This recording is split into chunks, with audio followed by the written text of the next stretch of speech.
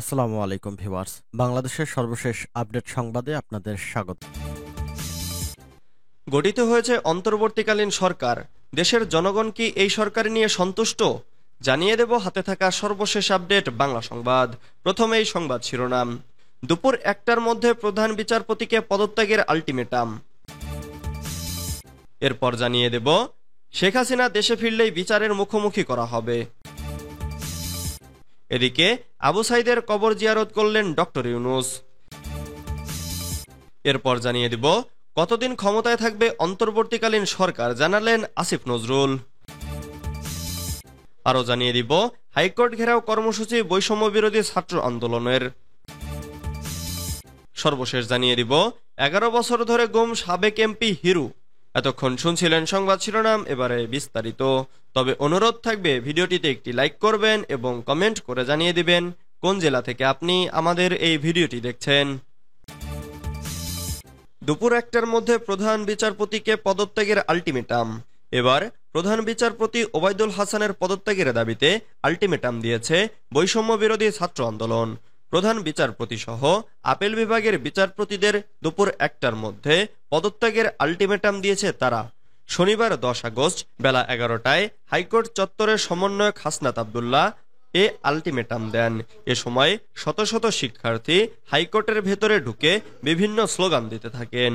এর আগে সুপ্রিম কোর্টের প্রধান বিচারপতি সরকারের সঙ্গে কোনো প্রকার আলোচনা না করে ফুল কোর্ট মিটিং ডাকায় হাইকোর্ট ঘেরাও কর্মসূচি দেয় বৈষম্য বিরোধী ছাত্র আন্দোলন।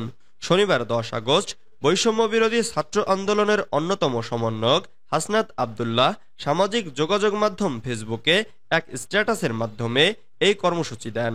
তিনি বলেন, ঢাকার সকল শিক্ষা প্রতিষ্ঠানে শিক্ষার্থী সহ আপামর জনতাকে আহ্বান করা হচ্ছে, যত দ্রুত সম্ভব আপনারা প্রতিটি এলাকা থেকে মিছিল নিয়ে হাইকোর্টের দিকে আসুন। হাইকোর্ট ঘেরাও করা হবে। সেই সঙ্গে প্রতিটি শিক্ষা প্রতিষ্ঠান একত্র হয়ে মিছিল বের করুন।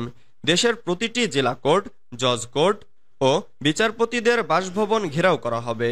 আজ ফ্যাসিবাদী বিচার ব্যবস্থাকে সমূলে উৎখাত করবে গোটা বাংলাদেশ।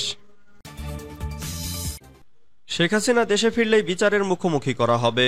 দেশে ফিরলেই সাবেক প্রধানমন্ত্রী শেখ হাসিনাকে বিচারের মুখোমুখি করা হবে, এমনটি জানিয়েছেন বৈষম্য বিরোধী ছাত্র আন্দোলনের অন্যতম সমন্বয়ক নাহিদ ইসলাম। শেখ হাসিনার সরকার ক্ষমতাচ্যুত হওয়ার পর গত বৃহস্পতিবার 8 আগস্ট যে অন্তর্বর্তী সরকার গঠিত হয়েছে তাতে উপদেষ্টা হিসেবে দায়িত্ব নেন নাহিদ। পেয়েছেন ডাক ও টেলিযোগাযোগ মন্ত্রণালয়ের দায়িত্ব। দপ্তর পেয়েই বার্তা সংস্থা রয়টার্সকে দেওয়া সাক্ষাৎকারে তিনি বলেন, দেশে ফিরলেই বিচারের মুখোমুখি দাঁড়াতে হবে শেখ হাসিনাকে।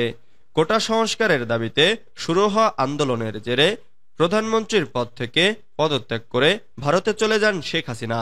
তবে সম্প্রতি কয়েকটি সাক্ষাৎকারে তার ছেলে সজীব ওয়াজেদ জয় বলেছেন, শেখ হাসিনা আবারও দেশে ফিরে আসবেন। বাংলাদেশে নির্বাচনের তারিখ ঘোষণা করলেই দেশে ফিরবেন তিনি। গত 30 বছরের মধ্যে 20 বছরই ক্ষমতায় ছিলেন শেখ হাসিনা, কিন্তু জুলাই থেকে শুরু হওয়া ছাত্র বিক্ষোভে সহিংস সংঘর্ষে প্রায় 300 মানুষ নিহত হয় বলে জানায় রয়টার্স। শেখ হাসিনার শাসনামলে সংগঠিত হওয়া ওই হত্যার জন্য শেখ হাসিনার বিচার করতে চান নাহিদ। তিনি বলেন, শেখ হাসিনা কেন দেশ ছেড়ে পালালেন তা জানতে আমি খুব ইচ্ছুক। আবু সাইদের কবর জিয়ারত করলেন ডক্টর ইউনূস। রংপুরে বৈষম্য বিরোধী ছাত্র আন্দোলনে পুলিশের গুলিতে নিহত বেগম রোকেয়া বিশ্ববিদ্যালয়ের ইংরেজি বিভাগের শিক্ষার্থী আবু সাইদের কবর জিয়ারত করেছেন অন্তর্বর্তীকালীন সরকারের প্রধান ডক্টর মোহাম্মদ ইউনূস। এ সময় উপদেষ্টা পরিষদে থাকা দুজন ছাত্র নাহিদ হোসেন ও আসিফ মাহমুদ উপস্থিত ছিলেন।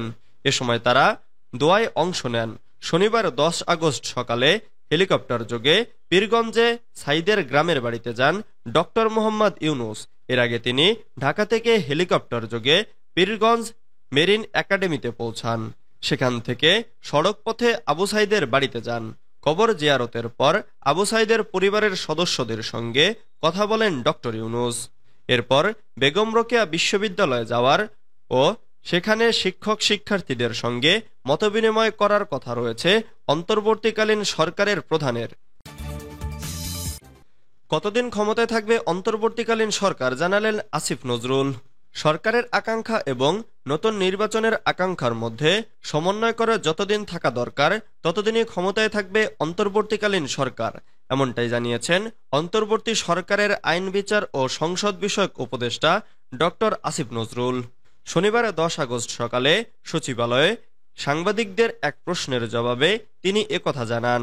এর আগে সকালে আইন ও বিচার বিভাগের সচিব মোহাম্মদ গোলাম সরোয়ার এবং লেজিসলেটিভ ও সংসদ বিষয়ক বিভাগের সচিব হাফিজ আহমেদ চৌধুরী সহ অন্যান্য কর্মকর্তারা আসিফ নজরুলকে অভ্যর্থনা জানান। অন্তর্বর্তীকালীন সরকার কতদিন থাকবে, সাংবাদিকদের এ প্রশ্নের জবাবে তিনি বলেন, এটার মেয়াদের ব্যাপারে এখনো কোনো কথা হয়নি।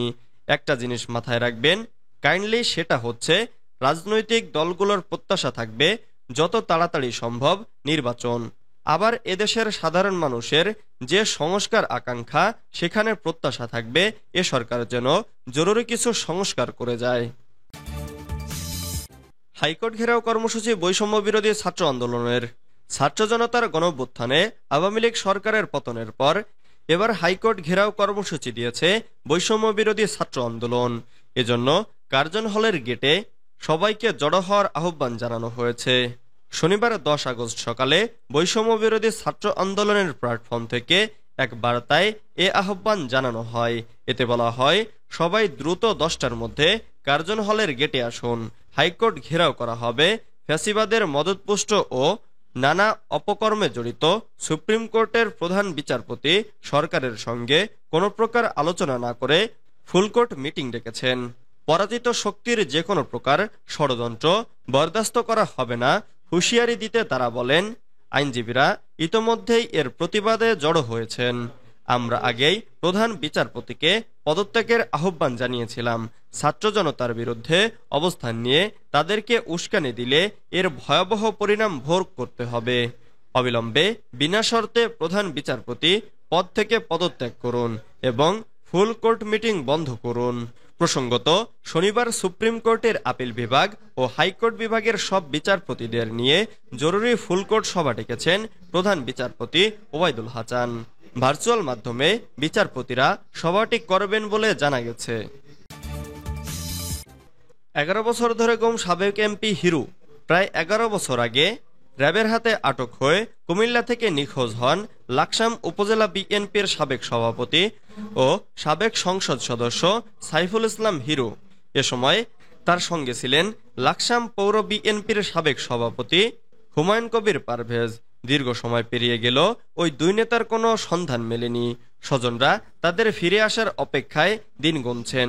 আওয়ামী লীগ সরকারের পতনের পর কথিত আয়নাঘর থেকে গুম একাধিক ব্যক্তি ফিরে এসেছেন।